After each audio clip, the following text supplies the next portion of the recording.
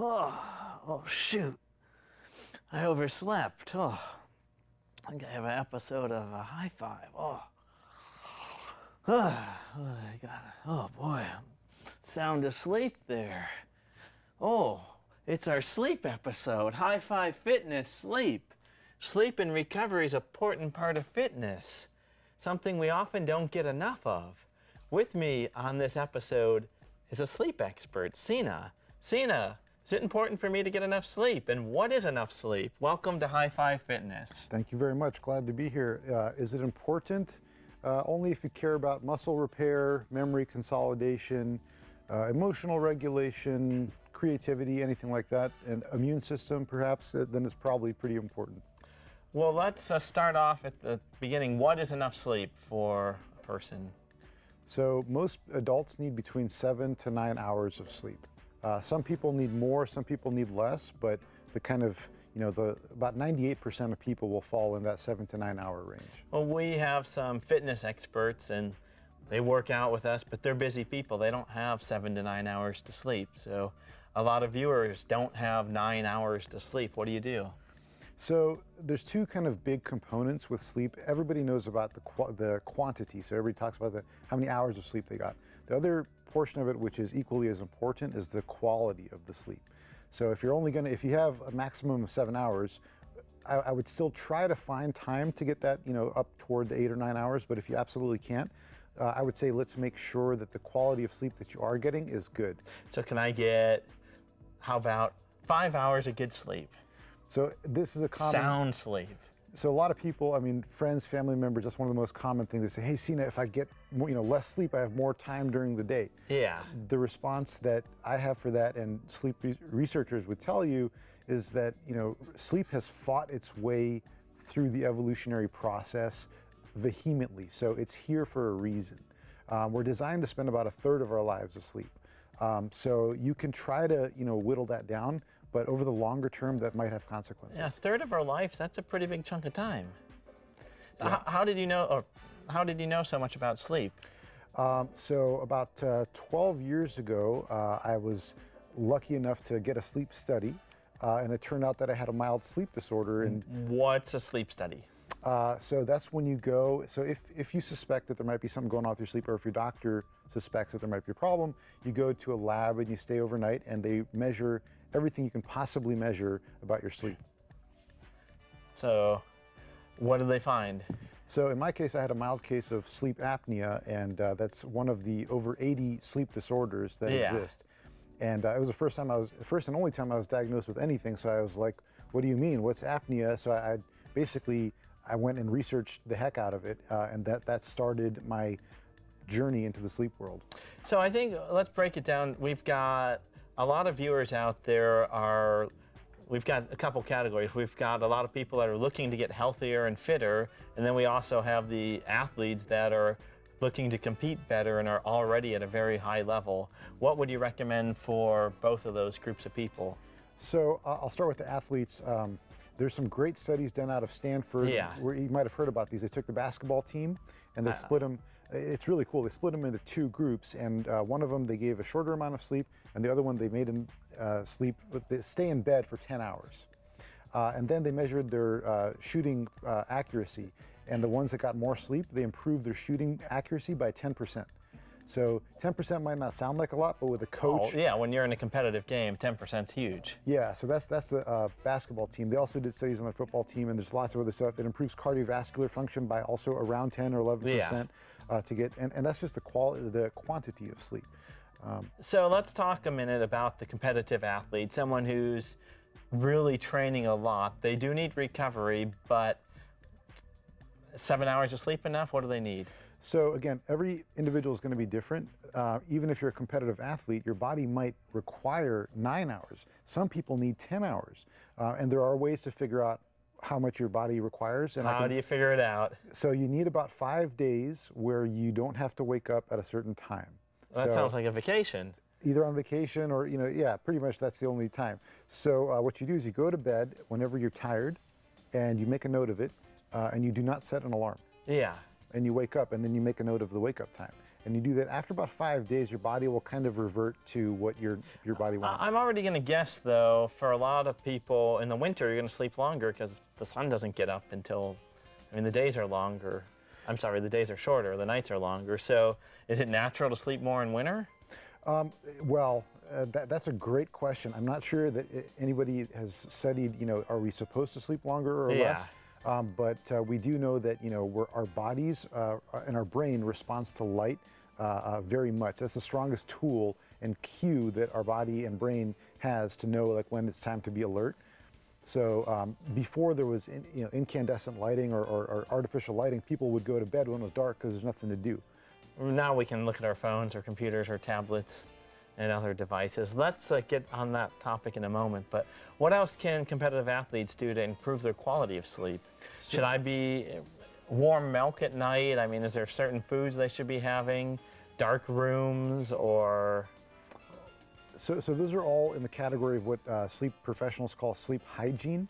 Yeah. And we can definitely talk about those. Before we do that, I would recommend ruling out sleep disorders, just because it's so common. 70 million Americans, according to the CDC, have a clinical sleep disorder. So that includes bodybuilders, that includes athletes. Okay, how would I know if I have a sleep disorder? So great question. I wake up sometimes in the middle of the night. I'll toss and turn once in a while, and other times I sleep pretty sound.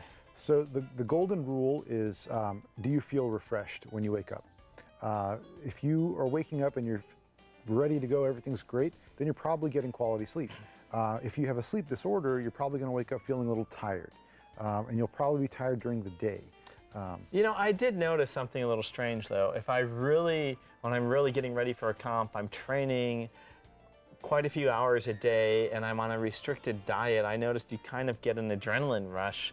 So it's easy to wake up in the morning, even though you're not fully refreshed. Am I imagining that, or is there something to that where you can be overtraining essentially and have an adrenaline?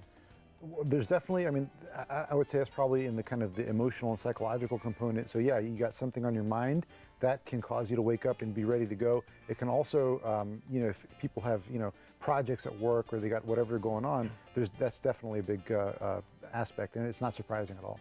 So is that a sleep disorder if someone's got a lot of stress at work or something big coming up and they're not sleeping? A general sort of rule of thumb is if it lasts 1 month or longer, then that can be considered something more serious than a passing thing. Okay, so let's go back. So what can people do to improve their sleep? So assuming they've ruled out sleep disorders, they can practice good sleep hygiene. So you want your room to be dark, really, really dark. You want it to be cool. Should I be taking a cold shower before bed or hot bath? I mean, what's question. the tips? So yeah, a warm bath, actually, it's interesting because the water is warm, your body works to cool itself down, and it actually overcompensates. So it overshoots the target for your temperature. So a warm bath will cool you down. And interestingly, a cool core body temperature is conducive to better sleep. So a warm bath will make you cooler, which will make you sleep better. About 30 minutes before bed, it's a good part of a bedtime routine. And a cold shower in the morning? That's personal preference. If you can handle it, more power to you. Hey, you burn more fat when you take a long, cold shower. Yeah. So what are some other pointers? Should people be taking melatonin? What's your thoughts? Melatonin, there's books written on it. It's a big topic. Yes. So I would just point out that your brain produces it naturally. So if you are habitually feeding, melatonin with a pill, your brain might start to think, well, maybe I don't need to produce it. So people should cycle it, basically. Or use it when you need it. Yeah, when you need it, and also check with your physician for sure. And then the other thing is, that will absolutely have an impact. Now, you're not a physician, but you work with a team of physicians? Correct. You have a team that works for you? Correct. Yeah, I'm not a physician, but I work with a bunch of them, so I've kind of absorbed a lot of their knowledge over the years. Well, thank you for sharing it with me. Yeah. Now, let's go to the general population, away from the super fit athlete, competitive athlete. What tips do you have for the general population? Well, if I was going to summarize it, I would say prioritize sleep. It's real easy to overlook because it's invisible. And well, I think it's easy for both competitive athletes and normal people to be overlooking. So how do you overlook it? People. Or how do you get over overlooking sleep? So you can, there's carrots and sticks, right? So we can talk about the positive stuff that you get from better sleep, which includes your muscles are being repaired, your memories are being consolidated, creativity is being enhanced, your immune system is that's when it rebuilds itself. So that's kind of the positive stuff. On the negative side, if you shortchange yourself from sleep, or if you've got a sleep disorder, over the years, that can and does have consequences. And we're talking about heart disease, stroke, all kinds of cognitive function difficulties. So lots of implications from sleep. So should everyone out there be asking their doctor, do I have a sleep disorder? Is that when you go in for your annual checkup, is that something people should be asking? So it's a great question. So, given the fact that 70 million Americans do have a sleep disorder, statistically, people watching the show, there's a good chance that either themselves or somebody they know has one. So it can't hurt. Again, I would say the golden rule is if they're waking up feeling tired, or if they're tired during the day, it's probably worth investigating. Well, my question too, okay, someone's tired from the day, but is that due to a bad diet? Is that due to, a lot of people are sitting, they're not moving, so their bodies get in a certain mode, and it's easy to get tired. People are eating too many carbohydrates, they're having sugar spikes. So why are you picking on sleep, Sina? It's a great question. So there's a guy at Stanford, he's known as the father of modern sleep medicine, Dr. William Dement. He talks about what he calls the triumvirate of health. So sleep, diet, and exercise. Yeah. It's one big system, right? So any one of those that's off, it's going to have consequences. And that's interesting because a lot of us in the fitness sector, we're always focused on coming up with better workouts, tuning our diets, getting the diet, and really looking at those two aspects. I think sleep is something I haven't heard too many of my friends say, hey, what's your sleep pattern on as you're getting ready for this comp? Or I changed my sleep and I'm performing better, or I changed my sleep and I'm losing body fat like never before. I mean, why don't we hear people talking like that? So that's a really, really good question. That's something that's near and dear to my heart. Sleep has not been part of the conversation, not just with competitive athletes, but with doctors, with insurance companies, with every stakeholder in the healthcare world. So it's a newcomer. It's kind of it's not like cardiology that's been around for so long. So yeah, people are just starting to pay attention to it, and it does have massive consequences, and positive consequences too if you have good sleep. Okay, so again, I want to really focus. People need to be focused on sleep. They need to be thinking or prioritizing sleep. So you're saying if you properly prioritize sleep, again, 7 to 9 hours, is that? 98% of people will be 7 to 9 hours. That's the recommended range for them. And during that, if you're getting good sleep, you're actually going to be more productive during the day. Absolutely. I mean, it just kind of makes, everybody knows this. I mean, if you imagine, when you don't get a good night's sleep, the way you feel the next day, you're just not at your best, right? Yeah, I have seen that. So, well, another interesting thing I have noticed, though, once in a while, if I don't sleep enough one night, I go to the gym, I'll be tired, I'll be not wanting to work out, but once I get to the gym, I start to push myself. I actually get an adrenaline rush, and I can hit pretty good lifts. But if I continue 1 or 2 more nights of not getting enough sleep, I can't lift.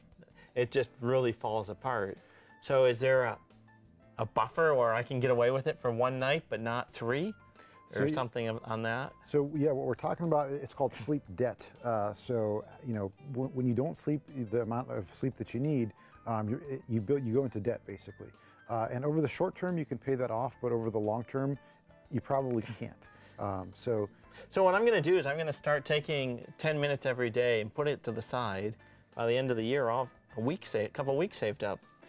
If you can stick to it, that's great. There was a really interesting study where they took people and they deprived them of sleep for 24 hours. Yeah. And they had them get behind a wheel and drive a car in a contained environment. And they compared that with somebody with people who were legally drunk. Yeah. Who do you think drove worse? I actually saw that study, and the sleep deprived were worse than the ones who had been drinking. So what happens when you mix the two of them together? Then forget about it. It's bad news. Okay, so let's talk about sleep debt. A lot of people, we work, busy day life, stressed, it's hard to get everything done. a lot of the viewers have children and they've got just these hectic lifestyles. They're really cramming. So can they make up for sleep once in a while? How about sleeping in on the weekend a little bit? Does that buy you anything? So again, over the short term, you can pay off a little bit of sleep debt, but it's really difficult to study over the long term what happens with sleep debt. So we don't exactly know what happens if you're habitually sleep deprived. Well, is it a sleep deprived of 5 days deprived and then 2 extra sleep?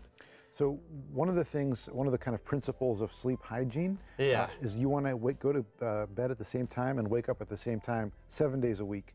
And the reason for that is if you get out of a rhythm, your brain and your body get confused and they don't know when to expect sleep. I thought I heard it's actually good to the earlier you can go to bed. So if you're getting a few hours before midnight, that's healthy, rather than going to bed getting your 8 hours after. So everyone has, their own circadian rhythms. Some people are larks or they're morning people. Some people are owls. So that's okay. I mean, some people, they go to bed naturally earlier, some later. But the important thing is to make sure that the quantity and the quality are good. Now, one thing I heard people can do is, if you don't sleep enough, you can get a nap. 20-minute nap will do a lot of good. Is that true? I'm so glad that you brought that up. Okay, so the best thing to do is not to take naps if possible. However, if you need to take a nap, you want to keep them 20 minutes or less. And the reason for that is if you go longer than 20 minutes, you can enter different parts of the sleep cycle, which will confuse your brain. It'll make it tougher to sleep later in the day, and it'll disrupt your sleep actually later. So if I sleep 5 hours one night, should I be getting 1 or 2 20-minute naps? Yes, you can definitely do that. I would say obviously if possible, get more than 5 hours.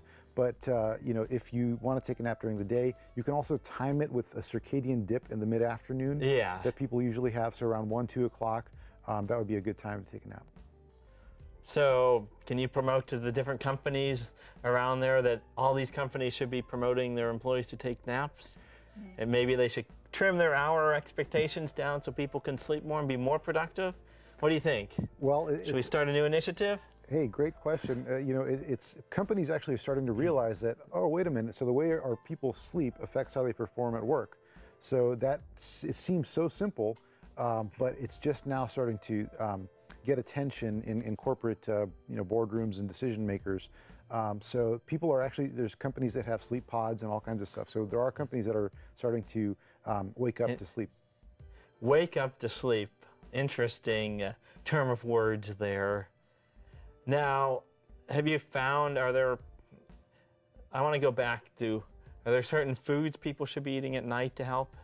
So one of the things that is kind of well established is you want to have a buffer of about 4 hours between dinner and sleep. See, that just doesn't happen for me, to be honest. I have a busy lifestyle. I get up in the morning. By the time I get off work, I go to the gym. It's pushing 9 o'clock a lot of times. By the time I come home, 8:39, I start making food. I eat food, and then half an hour later, I'm in bed. So is that interrupting my sleep, or? Well, imagine you're telling your body, hey, you got to break down all this food right now, and you're trying to sleep. So your body's like, well, what should I be doing? So you can do an experiment. I mean, try eating earlier. Just somehow find the time to eat earlier and leave time before sleep, and see if that makes a difference. Do it for a few days and see if you notice a difference. It's challenging to rearrange the schedules. You're introducing a massive challenge for myself and most of our viewers to get more sleep, to come up with a time for it, and also to reprioritize and move dinner forward. Darken the room, that's the easy one. Any more easy ones? Yeah, set the room temperature to 65 degrees or even lower. Yeah. For most people, when you say 65, they kind of freak out a little bit because they're used to sleeping at warmer temperatures. But I say start with 65, see if you notice a difference. You probably will. And then maybe even ratchet it down a little bit and kind of play with it and see if you notice a difference. People sleep better generally in cooler temperatures. Sound, make sure there's no sound around you if possible. If you have pets, they should not stay in the bed with you. Should I get the waterfall sound and play that, or the light rain sound and play that? If it helps you, then that's great. Scientific studies have shown that it can actually interfere with your sleep. Yeah. But if it helps you to fall asleep, you can set it for like 30 minutes, help you fall asleep, and then it tunes out. And then the other thing is if you do that from a cell phone, make sure the cell phone is turned over so the light is not bothering your eyes. Oh, I wanted to talk about that. Good, I'm glad you brought that up. What about using electronic devices? I mean, we're all connected now, so we want to check our emails before we go to bed. We want to be updating our online status. What about if I read a little bit on my tablet before I go to bed? So is that gonna hurt my sleep? Yes. So there's two reasons for it. Again, the light from the device, whether it's a tablet or whatever, or television, computer, anything, it's going to stimulate. How about a phone? It's smaller than a tablet. Same thing. Even a little LED light is going to stimulate the center of your brain. It'll tell your brain, hey, be alert, something's going on. It's a very powerful primal tool or cue that our brains are hardwired to respond to. So that by itself will disrupt your ability to sleep. And then it's the content of what you're looking at. So if you got an email, oh my gosh, now I'm thinking about what I got to do tomorrow, brain starts rushing, and it makes it really difficult to fall asleep. Okay, so when do I need to set my phone down before I go to bed? Thank you. I should have said that earlier. How far? What you said? I'm supposed to be eating a few hours before. So can I set my phone 10 minutes before I go to bed? 1 hour before bed. 1 hour. No television, no telephone, no iPad. How about talking on the phone? That's okay. Texting? Probably not okay. Because again, the light plus the content. So no texting. All right, an hour before. 1 hour, yeah. Yeah, that is another thing that's going to be very challenging for a lot of viewers, although perhaps rather accomplishable and easy to do once they get in the habit of it. Yeah, I mean, if you think about it, I mean, what you're doing is you're training your brain to not sleep. Yeah. When it's looking at electronic stuff. Yeah, because you get the excitement of the message, and you get curious, and plus it's easy to stay up later once you start. I could see that. And then the other thing, just to add to that, sometimes people will keep their phones on, and next to them they'll wake up in the middle of the night and do texts, or the phone rings. So turn the phone either into airplane mode or turn it off. You can put it in the drawer. Sometimes that helps. So out of sight, out of mind. That's another kind of thing to do. So you actually do that? Oh yeah. Well, my phone is off or in a drawer. Well, what if someone texts you and they got to wait till the morning? So you're used to having it where someone texts you, you don't respond till the morning. Correct. Unless, I mean, if there's something going on that you're expecting, there might be some emergency or something, then that's different. But I also have a landline, so people that really need to reach me, they can reach me if they need to. Well, they can always call you too if they really need to, and then on a cell phone at night. Yeah. Okay, so you've got darken the room, cool the temperature, take a warm bath, eat dinner earlier if you can, and don't be looking at your cell phone, tablet, computer. How about a book, magazine? Books are great. Now, if you want to get really kind of bonus points, you got to read stuff that is not exciting to your brain. Well, that'll put you to sleep right away if you do that. So that's a big one. So pick up a boring textbook and start reading it. Boring textbook. If you absolutely have to have some technology, one thing that I've learned recently that's kind of a cool thing is books on tape. So you can put the phone in the drawer, but have those things come to your ears, and you can listen that way. But again, it should be something that's not too activating for your brain. Something that doesn't get you interested. Yeah, if it's a murder mystery or some kind of dramatic thing, your brain is going to be chewing on that when you're trying to sleep, and that's kind of challenging. The other tip that I would say that I forgot to mention so far, and it's a big one, is caffeine. Yeah, what about caffeine? We love our caffeine. Coffee in the morning, pre-workouts. So coffee in the morning is a great thing. What the science has shown is that there's a half-life of about 7 hours for caffeine for most people. So within 7 hours of bed, you should not have any caffeine. That includes certain chocolates, that includes tea. And even chocolate. So, I mean, I'll have some dark chocolate after dinner lots of times. So it depends on how sensitive your body is to the chemicals in there and the caffeine. And the type of chocolate, but that can cause... One little pointer I like to point out for people is you can actually eat grapefruit, which will prolong the half-life of caffeine. So that's probably a bad thing to have your cup of coffee and a grapefruit late in the afternoon, because that will prolong the release.